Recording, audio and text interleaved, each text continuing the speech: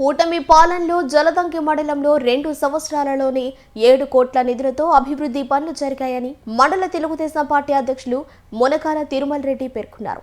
ఆదివారం నాగిరెడ్డిపాలెం గ్రామ సీసీ రోడ్డుకు 88 లక్షల నిధులతో శంకుస్థాపన కార్యక్రమాన్ని నిర్వహించారు. ఈ సందర్భంగా ఆయన మాట్లాడుతూ ఎమ్మెల్యే కాకర్ల సురేష్ ఆధ్వర్యంలో మండలం అన్ని విధాల అభివృద్ధి చెందుతుందన్నారు.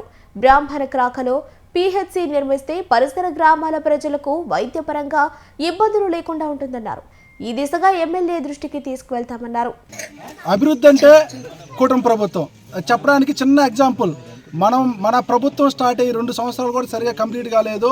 ఇంతలోకే దరిదాపు మన మండలానికి జలదంకి మండలానికి 7 కోట్ల నిధులతో మనం రోడ్లు డెవలప్మెంట్ రోడ్లు కానీ సైడ్ డ్రైన్స్ కానీ ప్రతి ఒక్కటి నిర్మాణం చేసుకోవడం జరిగింది.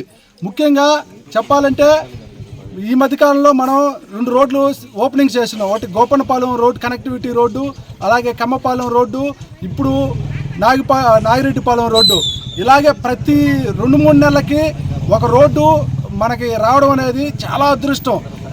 ఇలా ఏ ప్రభుత్వం కూడా కూటమి ప్రభుత్వం సీఎం చంద్రబాబు నాయుడు గారు ఆధ్వర్యంలో, అలాగే డిప్యూటీ సీఎం పవన్ కళ్యాణ్ గారు జలదంకి పంచాయతీ పరిధిలోనే 2,80,000,2,80,00,000కి సీసీ రోడ్లు వేయటం జరుగుతుంది. ఈ రోడ్డుతోటి ఇట్లాంటి కార్యక్రమానికి సహకరించిన ప్రతి ఒక్కరికి పేరు పేరున ధన్యవాదాలు తెలపాల్సిన అవసరం ఎంతైనా ఉందని చెప్పి తెలియజేసుకుంటూ, ఇప్పుడు మన మిత్రులు చెప్పినట్టుగా జలదంకి పంచాయతీ పరిధిలోనే స్థలం ఉందని చెప్పారు.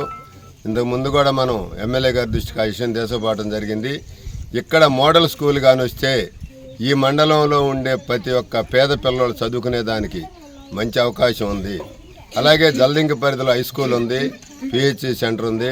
మన తిరుమల రెడ్డి గారు చెప్పినట్టుగా ఆ ఏరియాలో బ్రాండ్కాకైతే ఆ 4 గ్రామాలకు కూడా ప్రైమరీ పిహెచ్ సెంటర్